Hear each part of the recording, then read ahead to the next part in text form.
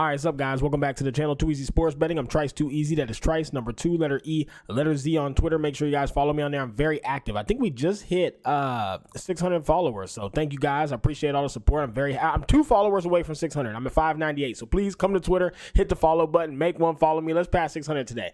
Also, I want to have 2,000 subs by August the 1st. We're at 1,900 and some change, so please continue to hit the subscribe button. I do appreciate it. Patreon's in the description, $5 option, $10 option. Guys, I do this for free. All my picks will always be free. If you want to support a motherfucker, give me $5-10 a month to show some appreciation for the time and effort I put into the videos. Do it. If you don't, that's fine. Either way, it's all good. We're going to review the slate today. I got the straights, I got some player props, and then I got my top plays of the day.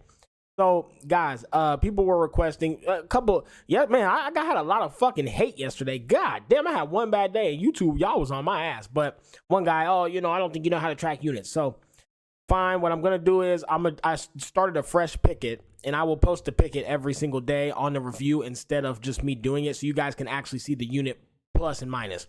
The reason I quit using picket in the first place was because I play a lot of parlays for fun. And if I've used parlays out of my own pocket, I don't use my bankroll. I just use my spare money. So if I have $200 in my account that I don't care about, I'll put it on parlays. Well, that would skew my units on the picket, because picket, I can't get the parlays off of picket. I don't know how to do that.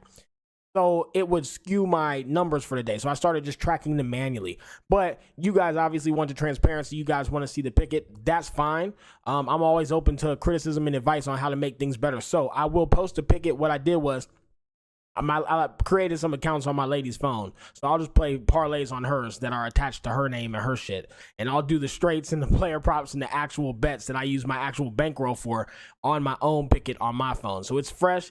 Every day you guys will see the picket stats, so you don't got to worry about whether my unit tracking is right. It'll just be on the picket. It's going to be the straights and the player props with, my top plays. That's all you're going to see, and it'll be full transparency. Okay, guys? So without further ado, let's get into the straights for today. Get this slate review done and get some picks out. See, guys, we can crack their dumb ass today. So yeah, straights for today. Let's go ahead and review this slate. We got first game of the day, the Brewers and the Twins. Guys, I'm on a hard fade here. You got Aaron Savali, Joe Ryan pitching. Aaron Savali is worse than Joe Ryan. The Twins have a pitching advantage, but I just don't trust the Twins' bats. They haven't done anything. They've been ice cold. Brewers are a much better team. I really want to bet the Brewers, but with how bad this pitching advantage and how all of Vegas is basically saying that the Brewers are going to lose, it's scaring me off of them. If I had to lean, though, I'd be on them Brewers, or I'd be on the over 7.5, because if the Twins bats wake up and they do get to Savali like people think they're going to, then the over 7.5 should hit easily, because the Brewers are good for 3 or 4 by themselves. So I can't see a world where this doesn't go over 7.5 if the Twins do what everybody thinks they're going to do, which is hit the shit out of Aaron Savali. So I'd be on the Brewers money line or the over 7.5, but hell, I don't know. I'm just going to fade this game. I'm not playing it. And then you got the Phillies and the Pirates. You got Tyler Phillips and Marco Gonzalez. Guys, Marco Gonzalez was hurt. He had a few decent starts, got hurt, came back, and had a great outing. This is a tough game because I do think that the Pirates have a really big pitching advantage. I mean, if you look at Marco Gonzalez, he's not super. And let me show you guys what he did this first game. So he had a few games right back in April, got hurt, came back first. Now the problem is it was versus the White Sox, but he went 5 innings, 7 hits, 1 earned runs. Is that good? That's where I'm worried, because he still gave up 7 hits. He only got 1 run out of it, but it's versus the White Sox. If he comes out here in 5 innings, gives up 7 hits versus the Phillies, do they not convert some to scores? It's really tough. But Tyler Phillips is also not that great for the Phillies. And I think if the Pirates were to win, it'd be this game. I think Marco has something to prove, and he should come out here and try to deal. So I think I want to back the Pirates on the first 5 at plus 100 and just back Marco and hope he performs well. But then I'm also on the first 5 under 5, because I don't know if the Pirates can score any, and the Phillies, I don't know if they're going to hit Marco. I think Marco comes out here and deals. I think under 5, I think 5 is just way too high. I think maybe there's 3 or 4, but I don't think it goes over 5 in the first 5. So yeah, that's where I'd be leaning on this game. But it's a tough one. It's kind of scary. But I'm going to be playing it. Rays and the Yankees. I'd be fading this one, or I'd be on the under 9.5 at minus 130. Now, you have Shane Baz and Marcus Stroman pitching. The problem is both these guys can get hit the hell up. And Shane pitched versus the Yankees not too long ago and got yeeted. I think he gave up like 7 hits, 4 runs, a couple home runs. Like he got the shit hit out of him. So I'm nervous but at the same time, the Yankees just look so bad nowadays. But they're minus 150 on the juice if you want to bet them on the money line. I'm not paying that shit no more, guys. I laid the juice twice in a row, got cooked both times. Man, that juice is never worth laying. All I do is prove to myself that I've been on the right track. Fuck laying that juice. I ain't doing that shit no more. Trice too cheap, baby. So I'd lean the under 9.5, but I just stay away from it because there's a good chance the Yankees score a bunch, and a lot of people think that Marcus Stroman is going to get hit up today as well. So I don't know. I'd lay the under, but I'd stay away from this game if I had to pick. Reds and the Nationals, guys. You have Andrew Abbott, the fucking leprechaun, and then you got Jake Irvin. So Andrew Abbott looked like the guy from the Lucky Charms about the leprechaun thing, right? He got a pot of gold sitting there. That being said, though, he's been pitching well. I got to give it to him. He's been pitching well. I think the Reds have a clear pitching advantage over Jake Irvin, but I think both pitchers are decent. I'm going to back Andrew Abbott because the team's been rallying behind him, just like with Lodolo. I think they play well when he pitches. First five, I think the Reds come out hot, and they get 1 or 2 runs early. That said, the Nerfy is at plus 100 now. Guys, why? Who is it that they think is going to score here? Jake Irvin's solid. Andrew Abbott's solid. There's no reason to assume. I'm sorry, it's a minus 105. There's no reason to assume that there's a run here in the first inning. I don't think either of these teams come out hot. The first game had no runs. The second game with Lodolo and Mackenzie Gore had 4 runs, which that's just an outlier. I don't think there's a run today. I'm on a Nerfy at a great price of minus 105 with 2 good pitchers and 2 weak batting lineups. Give me the Nerfy all day. Okay, guys, Cardinals and the Braves game. For the Cardinals and the Braves, we got my guy Schwellenbach out there on the mound, and then you have Miles McCullers. So, guys, I think it's hard to back the Braves. These Cardinals look good. They're playing good ball. The Braves barely beat them. The first game yesterday, got cooked the second game. It's tough, but I'm not laying the juice at minus 150 for nobody. I'm back to my old ways. I did it 2 days in a row. I laid a 160 and 165, got burnt on both of them. The juice is just never fucking worth laying. Braves minus 150, I can't do it, though. I want to lean them with Spencer Schwellenbach. The Braves love him, guys. He's been pitching great. The first game, I called it. First game they called him up, I said, man, he pitched great. They're going to like him. Next thing you know, he's starting all the time. They're working with him. They're changing how he pitches. I like it a lot. They're putting a lot of effort into him. They love him. That said, Miles McCullers, he's okay, but I think the Braves do hit the shit out of him. You could lean to over 8.5. I think that's a fair price, but it's minus 135 now. It's kind of pricey for an over that you don't know if the Braves are going to get a run at all. It's also hard to back the Braves at minus 150, again, when you don't know if they're going to score. Cardinals have been playing better ball. It's kind of, do you want to back Schwellenbach or not? I'm just fading it. It's too scary for me, and we need a winning day. Tigers and the Blue Jays, guys. You got Keter Montero and Kevin Gausman. Guys, once again, I'm going to be on a Nerfy here. Who scores early? Now, are either of these pitchers great? No. Do they probably give us a run? Sure. I think once they get gas, probably 3rd, 4th inning, I think we start seeing some runs. And I think we see quite a few. I think we can get to over 7.5 here because I do think the Blue Jays can score on Montero. That said, unless there's an early home run, I don't think this Nerfy gets. I don't think they score early. Both these teams' offenses have been bad. The Tigers have been consistently okay. They score 2 to 4 runs a game, but not early. Blue Jays, they haven't scored at all. They've been looking really, really bad. But today you have 2 weak pitchers. So I think the Nerfy can get checked, but I also think we go for the over as the game goes on. So that's where I'm at with this game. Padres, Guardians, Michael King, Ben Lively. Padres have a clear pitching advantage here. The odds are at minus 110 on the money line for both teams at a pick 'em. I have to be on, guys. What I'm finding is these first 5, cutting the game in half is very profitable. Betting the first 5 is very, very good. If you can cut the game and narrow it down to where the advantage is and get rid of the full game, a lot of good money in this. I've been killing this shit. So the Padres' first 5 money line with the pitching advantage with Michael King over Ben Lively. Ben Lively's been getting a shit hit out of him. Michael King is not. Then the first 5 under 4.5.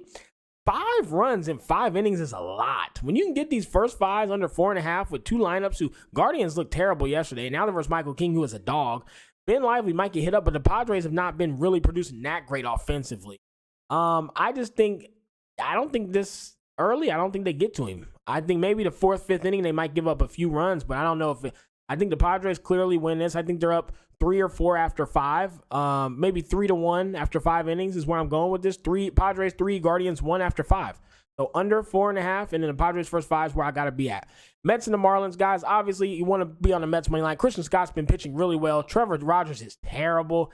That said, the Mets just don't look like they were. They're not hitting the ball. Their offenses look terrible. Their bats, they just look ice cold. So I can't back them on the run line for plus 115, but I damn sure don't want to take them on the money line at minus 145. It's too much juice for a team that's not producing offensively all of a sudden. They look like shells. They look like ghosts. Shells of their former selves. So I can't back them. Got to stay away from them here. So I'm fading it, but if I had to lean, if you want to put them in a parlay, it's pretty free to put the Mets in a parlay and assume they're going to win. White Sox and Royals, guys, give me the Royals by 2. These fucking Royals are hitting the shit out of the ball. I don't know if they were hot, then cold. Now they're hot again. I don't know because they're versus the White Sox, right? So it's hard to say. That said, my God, they're hitting the ball. Like hitting the shit out of the ball. Left and right. Everybody's just hit. And they are just eating the damn ball right now. Yeah, give me on the run line by 2 at minus 115. They're blowing these boys out every game. And now they got Seth Lugo on the mound. He's going to deal. Drew Thorpe's not. I mean, the Royals should win this game by like 5. I mean, you could even take it minus 2.5, minus 3. They probably win by 4. You could lay this up to minus 3.5 for a lot of plus money and probably hit it. Okay, guys, next, Diamondbacks. Guys, listen. You know I do common sense sports betting. I don't fade hot teams. I've been holding off on this because the Cubs were playing so well. These Diamondbacks and the Athletics right now, 2 of the hottest teams in baseball. When the teams are hot, back them and ride that fucking wave. I don't want to miss out on it anymore. First game, I bet the Cubs. Second game, I faded to see what would happen. Diamondbacks just continue to shit on them. They continue to hit the ball. They continue to put that barrel of the bat right on the ball and fucking send it. So, Diamondbacks money line. Diamondbacks first 5 team total over 1.5 and the team total over 3.5 for the whole game. You're getting great price on it because Shota Imanaga's pitching for the Cubs and Brandon Pfatt's pitching for the D-backs, so it seems like a clear pitching advantage for the Cubs. That said, Brandon Pfatt, whatever the fuck, however you say it, his last like 4 or 5 games, they've won. He's been dealing. He's been looking great. He's been pitching good, and they've been dominating when he pitches. On the other hand, he's been getting hit up, man. Teams have been getting to him lately. He's not looking as good as he was. He's not looking as dominant. And these D-backs are hitting everyone. I said it before, I'll say it again. When you hot, you can hit anyone. And when you cold, you can't hit nobody. Don't matter who the hell's pitching. If God came out there versus the D-backs right now, they're going to fucking hit him. They're just hot. But yeah, man, I think we're getting great prices here just because Shota's out there. But I think this is one of them games where Shota comes out. A lot of people are going to be on him, and he just gets shelled. Orioles and the Rangers, Dean Kramer and Andrew Heaney. Now, this is a tricky one because everybody's going to be on the Rangers today. Rangers are favored at minus 130. In the past, there's a history. Dean Kramer does terrible versus the Rangers. Andrew Heaney does good versus the Orioles. Dean Kramer has gotten yeeted by the Rangers time and time again. Even last year, he gave up like 7 runs. He just doesn't do good versus the Rangers ever. Andrew Heaney, on the other hand, deals versus the Orioles. So everybody's on the Rangers. That said, guys, you guys know me. I am not going to let voodoo, speculation, past history overcloud the fact that you're getting basically the best team in baseball for plus 110. Guys, there's no way. I will not take the Orioles versus anybody at plus 110. I have to take them. This is simply on the fact that, hey, let's get rid of all the history. Let's get rid of everything we know and look at what we have here. We have an ice-cold Royals team who cannot perform offensively, can't score, and has already lost 2 and got the shit beat out of them twice in a row. Versus the best team in baseball in the Orioles, you're getting the Orioles at plus 110. Let's not overthink it. Let's not dive too deep and force ourselves into a bad bet or a loss. If you want to look like a sharp and look like, I read it so well, bet the Rangers. It could just as well happen. I think it's a coin flip. That said, you're getting the best team in baseball plus 110. We don't need to overthink this. We're on the Orioles. Giants and the Rockies. I'm going to stay away from this, guys. Just fade it. I have nothing to say. Is anybody even watching this game? Does anybody care? I don't know. There's no value anywhere. The over's at 10.5. The run line's minus at plus 100. Money line's minus 145 for the Giants. Hayden Birdsong, Austin Gomber. It's just bad. Next game. Angels and Athletics. Carson Fulmer and Joey Estes. Guys, Joey Estes is very bad on the road, very good at home. Athletics on the money line at minus 135. I really wouldn't care who's pitching right now. The Athletics their offense possibly looks better than any team in the league all year right now. It's unbelievable. I don't know where this came from. I don't know what happened. These guys are literally just shelling the fucking ball. I can't believe it. Every time I'm like enjoying watching them right now. I, for some odd reason, always did. I think I just like all their pitchers and their bullpen. But what the fuck, guys? These Athletics are just balling. Oh yeah, we're not gonna miss it at minus 135. We on it. Astros and the Mariners. You got Ronel Blanco and Brian Wu. Both are very good pitchers. This is another game where the Nerfy is a clear, easy pick, minus 130. These two pitchers deal. These two pitchers are very, very good. Low scoring, weak contact pitchers. This should be a low scoring game, and the Nerfy should hit easily. That said, I'm on the Astros. The Mariners look like the worst offensive team. And I've said it many times. If their offense could produce, I think they'd be the best team in the league easily. But they can't. They can't score. They cannot give run support. They can't score. No way. There's just no way you back them when they can't score. I don't care what the pitcher does. And in this case, they don't even have a pitching event. The easy Astros pick at minus 105. I can't believe the Mariners are favorited. Give me the Astros at minus 105 and give me the Nerfy. Red Sox and Dodgers, you got Cutter Crawford and James Paxton. Once again, guys, I'd lean to the Red Sox. I've bet them all twice. They've lost both times. Yesterday, they should have won. It was sickening. Whatever. What can you do? Dodgers bats are starting to look well. They are hitting pretty good. But today, Cutter Crawford's going out there. Man's been dealing. He's been pitching really well. I think the Red Sox have a pitching advantage here. But they're not scoring much. Neither are the Dodgers. They're scoring late in the game, but like they're really starting off cold. The games are boring. First 5 under 5. I love that number 5 for the first 5. If it's 4, I don't really like it too much unless it's like 2 ice cold teams. But 5 versus Cutter Crawford, that means you basically are saying I want the Red Sox to score 3 because the Dodgers aren't really going to score on Cutter. So first 5 under 5 seems easy, and then the Red Sox money line if I had to pick. Okay, guys. So get into some of these player props. I got 3 today. Went 0-6 on player props yesterday, guys. Got killed. It is what it is. We're going to try again today, but cut them back a little bit and see if we can wait till these guys get back in the rhythm of things. Let them get a few series, then we'll start putting the player props in heavy when we see who's really going to be performing. That said, 100% hit rate over 9, 90% over 10, 75 over 20. Taylor Ward versus Joey Estes. Under 1.5 hits, runs, RBIs. I like it a lot. Taylor Ward isn't producing offensively. The Angels are just ice cold. Why not today? Under 1.5, minus 130. I like it. Josh Rojas for the Mariners. Again, versus Ronel Blanco today. I don't think they're going to score. They can't score anyways. They can't hit. 85% hit rate over 20, 90% over 10, 100% over 5. Lastly, guys, Brent Rooker. Hottest offense in baseball, baby. 90% hit rate over 10, 100% over 5. Over 1.5 hits, runs, RBIs. This is ridiculous. My God, dude. I mean, what the shit? He's 54% on the year, but last 20, 75%, 90%, and 5. Guys, there is a link to Outlier in the description of my video. Best sports betting app you can use. You have to use this if you want to be profitable. It is crucial that you learn how to use it. In the link, click my link. It'll give you 7 free days. Sign up for it. Learn how to use it. You will not regret it. Okay, guys? So, lastly, let's get into my top plays for the day. I'm going to show you guys what I'm actually playing. And again, it will be posted on Pick'It each day. I'll send the picture and I'll put it in my yesterday's review so you guys can see the Pick'It and actually see the units go up or down. Okay? So, my top plays today. Pirates and the Phillies. I'm on the first 5 under 5, and I'm on the Pirates first 5 money line at plus 100. Reds and the Nationals. Reds first 5 money line, and I'm on the Nerfy. Tigers and the Blue Jays. This Nerfy keeps going plus 100 and minus 105. I think it's back down to minus 105, but you might be able to catch it at plus 100 if you're sharp with it. Tigers and Blue Jays over 7.5, minus 135, and I'm on the Nerfy. Padres and Guardians. Padres first 5 money line, first 5 under 4.5. White Sox and Royals. Royals on the run line minus 1.5. I love it. D-backs, money line, first 5 team total over 1.5, team total the whole game over 3.5. Orioles money line at plus 105. Angels Athletics, I'm on the Athletics money line. Taylor Ward under 1.5 hits, runs, RBIs. Brent Rooker over 1.5 hits, runs, RBIs. Astros and Mariners, Astros money line, I'm on the Nerfy. I'm on Josh Rojas under 1.5 hits, runs, RBIs. Lastly, we got the Red Sox and the Dodgers. I'm only playing the first 5 under 5 at minus 125. Picks for today, guys. Have a good Sunday. Hope you guys enjoy. And also, I just want to say, to all you weirdos who don't like me or don't like my content or don't like how I bet 20, 30 bets a day, and you take time and you watch my entire video just to downvote it and leave a negative comment, you are a grown man.